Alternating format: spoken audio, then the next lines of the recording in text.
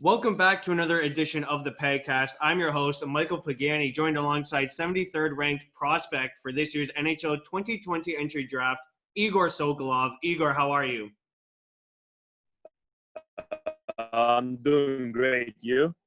I'm doing just as fine as I can be during these unfortunate times. And, during these Yeah. unfortunate times, a lot of people have turned towards Netflix. What have you been doing during quarantine? Oh, yeah. First of all, I tried to stay in shape. Basically, I'm training online with my strength coach from Halifax, and watch a couple shows on Netflix like Animal Kingdom, Outer Banks, and it's a good show. So I think it's basically what I've been doing, and now I got a chance to get back on the ice to yesterday first time. So, trying to remember trying to find a way how to skate again, basically. How weird has it been, like, on your feet wise? Because obviously getting into skates, since probably March, it definitely has a weird feeling. Yeah, I've been rollerblading like past 4 months, and like I stepped on the ice and I was like, "Where's my front wheels?" Like I can't, I can't push myself, and it took me like solid 10, 15 minutes to just to get that feeling back in my legs and my feet. Yeah, for sure. Because skating and rollerblading are obviously two different, completely ways of training. Oh yeah, absolutely. It's really, really different, man. It's you know, I thought it's not gonna be that bad, but it's like at the start I couldn't push myself on blades, like on actual blades. So it was really weird, but it took me like I said, 10, 15 minutes to just, figure out how to do that again. Now let's get into your story a bit here. Who influenced you to start hockey? My parents. Yeah, my parents. And going with with your parents, were there any what was your fondest memory as a kid growing up? Well, I was a kid, and my mom really pushed me towards hockey. Like I started skating like at 5, and when I was 5, and till I turned 7, like I didn't want to play hockey. My mom had to like basically push myself like really hard, and like it was really tough times for me. I was crying and I was saying I don't want to play hockey, like, and at 7 I started kind of liking it. I started like shooting pucks and stuff like that, and we started playing the games, and it was fun. And like now every time my mom and me talk, and we just say like, you remember how like 12 years ago, like I just hated you because like you put me in hockey on the ice and tried to lock me on the ice basically. Those hockey moms, man, they really do push you. Yeah, they definitely do. Growing up, was there a player you wanted to model your game after? Jaromir Jagr was always the guy I was looking up to.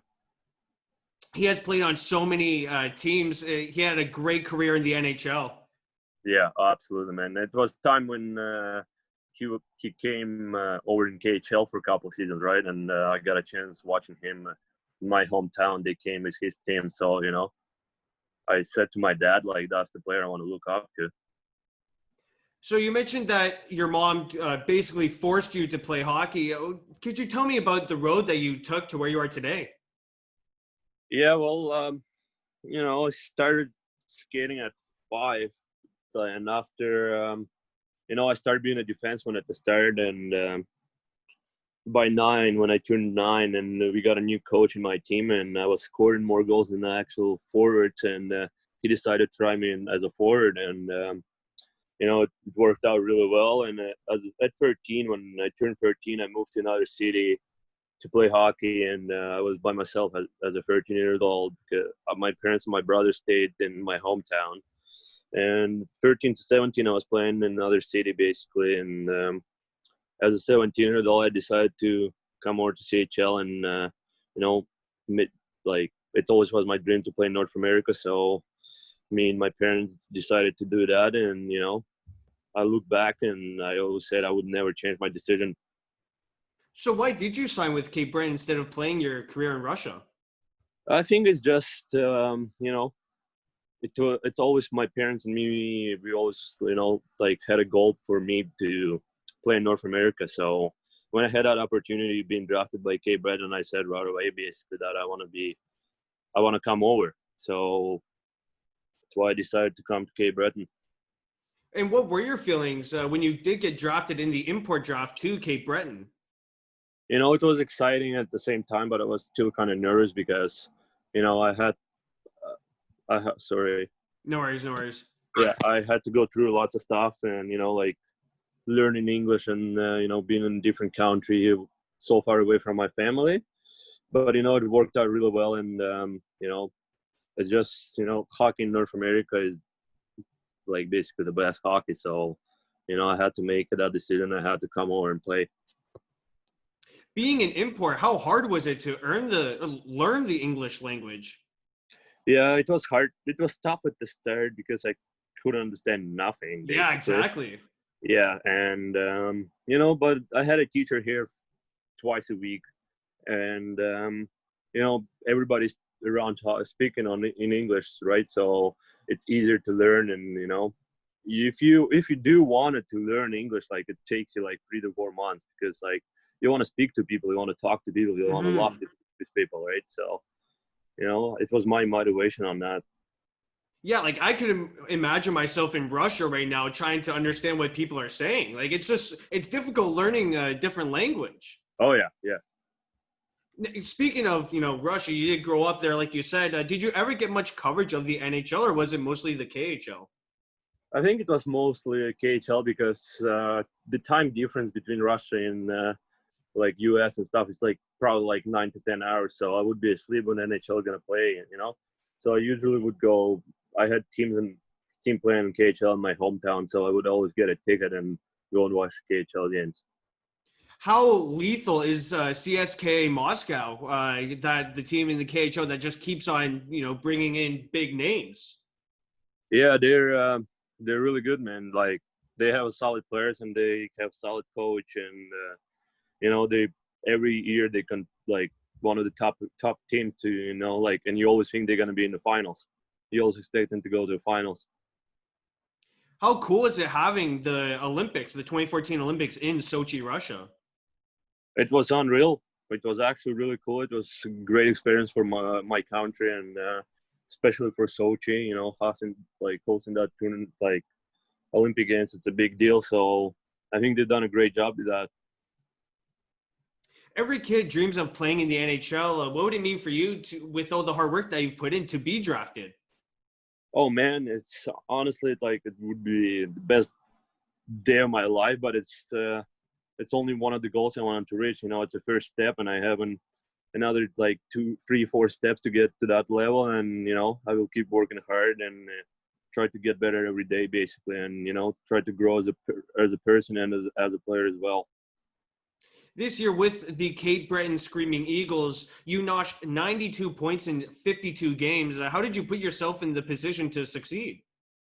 I worked pretty hard during the summer, working my skating because I'm a big guy and, working my conditioning and, put some muscle on. And, I was coming in with the mindset that, I want to just prove everybody wrong, being passed twice at the draft, past two summers. So, it was my last chance to get drafted. So, I set myself goals for a year, making a World Juniors team and being on top and scoring like race and, just help my team and, try to make that run for a Memorial Cup. But, unfortunately got canceled. But, I think I've done everything right this year. And, it was key for me to go into the season with a like huge mindset and, have goals I want to reach. Did it take you long to get used to the North American style of hockey? Yeah, it's way harder because the rinks are smaller and, you don't have as much time with the puck. And, it's way more hits and shots and, like it's just way more fun to play. And took me like probably like 5-6 months to just, realize where I am and how good is hockey here. And how did you find out that the season was ended due to the coronavirus? Well, basically we played game against Moncton and we were on the way back home and Moncton, like New Brunswick got like 4 cases and we were like, that's sketchy. And NBA got like one of the players got infected and they postponed their season and we were like, that's not good. And after NHL decided to do that, and we knew it's coming for us. And basically next day they just postponed our season first and, sent everybody back home for like was like 2 weeks after they canceled Memorial Cup and the playoffs everywhere. So It's definitely an unfortunate way for you to end it because, you could have really boosted your draft stock if it kept continuing. yeah, obviously, but I think I've proved lots of stuff during the year, basically, like starting from start of the year and going through the World Juniors. I mean, it probably would have helped me to maybe go up in the rankings, but for me, it's like, doesn't matter where I'm going to get drafted. I only just need that one chance and I will take it. Hypothetically speaking, you would have faced the St. John Sea Dogs in the playoffs of the QMJHL. What were some of your successes against St. John? Well, they're really young team. They have lots of young kids who like going to be top prospects for an NHL in like next 2 years, and they're going to be, solid team next year, and probably in next 2 years they're going to win. And I thought that we had lots of grit, and we were way older, and we had lots of guys who were pushing themselves at the rink every day. And I think we could have beat them because we had more toughness, I would say.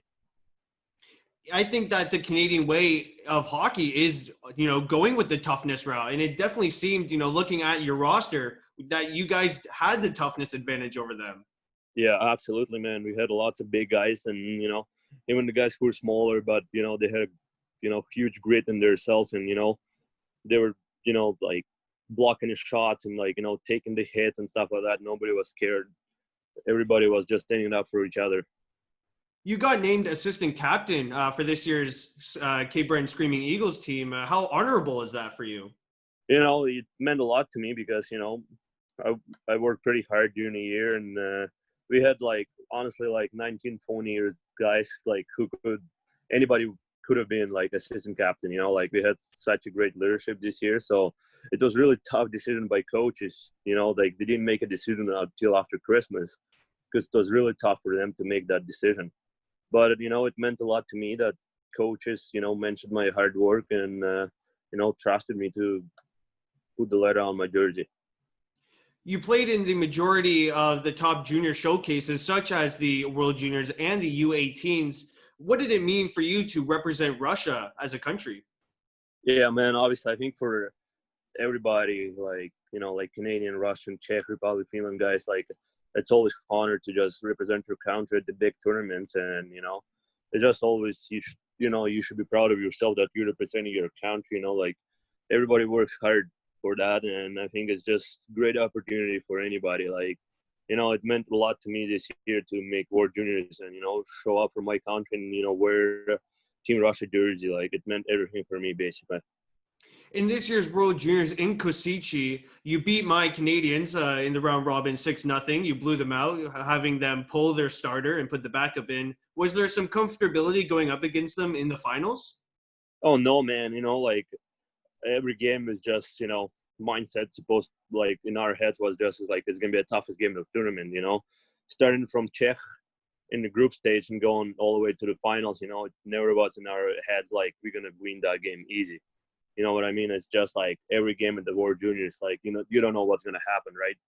And every team is, have stars who high draft picks in NHL and they all play pro back in Europe. So, it never was something we beat Canada 6-0 in group stage. We're going to go and roll them over in finals. You know what I mean?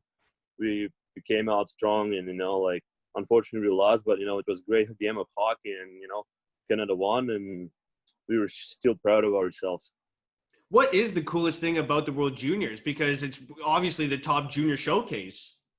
It's just cool thing that it's all the top players from the world under 20. It's just they all here and we had a team and we never played with each other basically. And here's 1 month for you guys to get together, be a family, and play a tournament. Best probably most important tournament in your life. So I think that's the coolest thing, how people get close to each other and how people start trusting each other in in that short time. So I think that was the coolest thing. And would you say that's hard to kind of build the chemistry in that short amount of time? Yeah, it's tough because we had 3 guys who came over from North America, me, Alexandrov, and Kovanov, and actually the Zamula defenseman. And all other guys are playing in KHL or VHL and home, like, and it's different styles of hockey, like, and like you have to split lines. You obviously can put us like just same line, like Canadian guys, and you're gonna put like another guy same line, like, it's it takes lots of time, but I think it's fun when you try to find like connection between other guys and help them on the ice and they help you. Now, you must play against Alexis Lafreniere basically on a quite frequent basis with him playing in the QMJHL and in the World Juniors. He is a phenomenal player. How hard is it going up against him?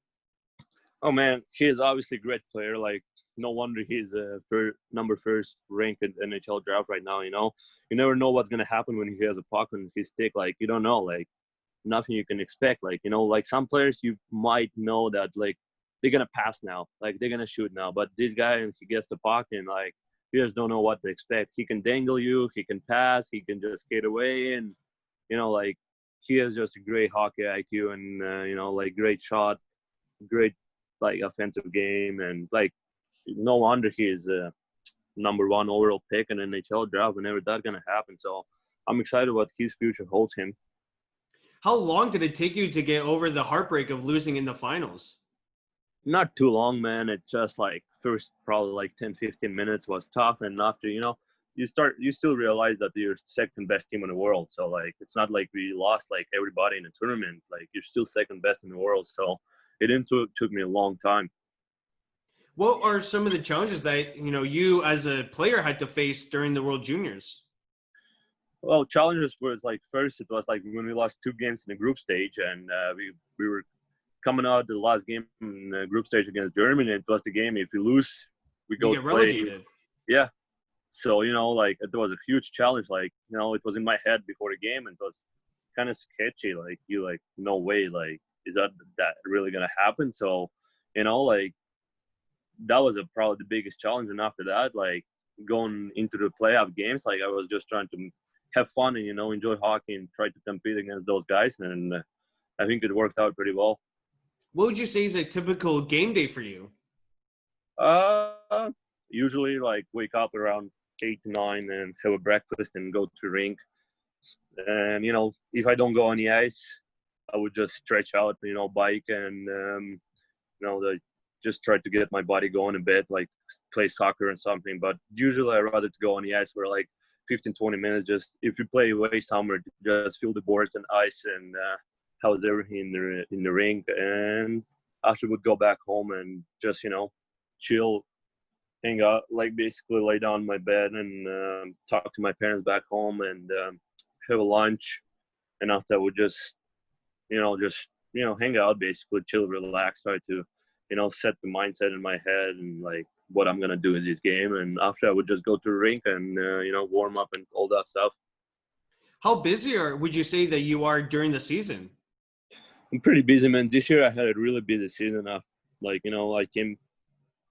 to NHL camp in Columbus first and came back right to the first game in the Q, and it started to go like nonstop. I played Q games, and after it's Canada, Russia, come back, couple of games here, World Juniors training camp, World Juniors, come back in the Q and Q again, and I was really looking forward to the playoffs, but unfortunately got canceled. But it was a really busy season for me, man.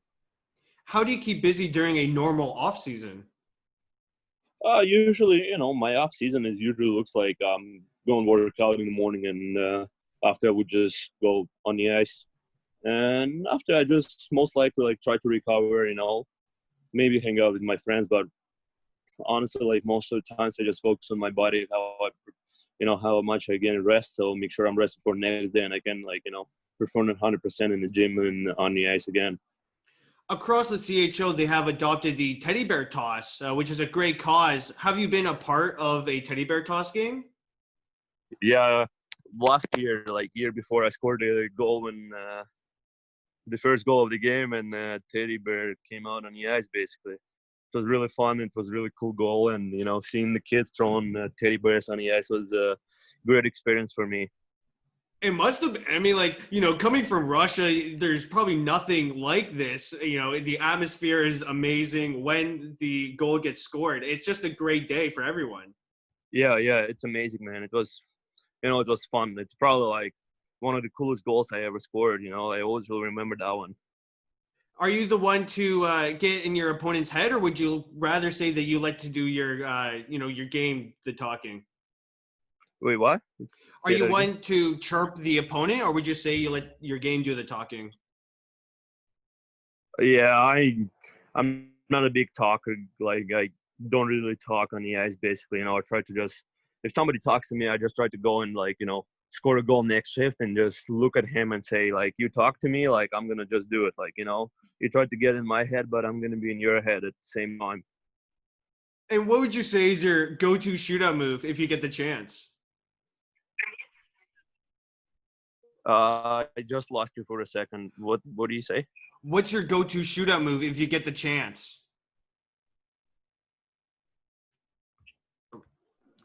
Oh, my go shootout move is just, I don't know if I want to tell anybody that secret, but usually because I have a good shot, I'm just looking for a shot in the first, and after I see how goalie play in that situation. I see if he comes out really far, I could, you know, fake shot or something, but usually it's just my main focus is shooting.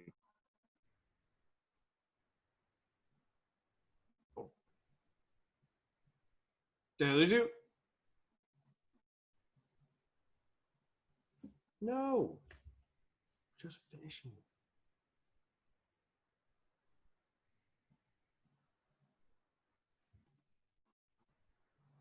Oh, I just lost you there for a second. Oh, hello? Hello, Egor? Yeah. I'm here. I can hear you now. Okay. Last question here on the Pagcast. What would you say is your best advice to give aspiring hockey players? Like, just the little kids who start playing hockey now? Yeah, like guys that might look up to you one day when you're playing in the NHL. Yeah, I would say just, you know, work hard, and if you go to play, like, let's say CHL or something, and you didn't get drafted in your first year, like, don't just say, like, I don't want to play hockey no more. You know, like, I was looking forward to it and I didn't get drafted. Like, I mean, I was supposed to get drafted at 17 and 18 and I didn't. And I took it as an extra push in myself. You know, I took it as like extra kick in my butt, and, you know, work extra hard on the ice, work extra hard in the gym, and keep going. And, you know, everything, if you do, you will always reach your goal. But if you're just gonna say it should just came down on me, basically, and I should have get drafted and blah blah blah, so why would I play hockey now? I think that's just the best case for everybody, every kid who starts playing hockey now. All right, well, I'd like to thank 73rd ranked prospect Egor Sokolov for joining me on today's podcast. Thank you again, Egor. Thank you. Thanks for having me.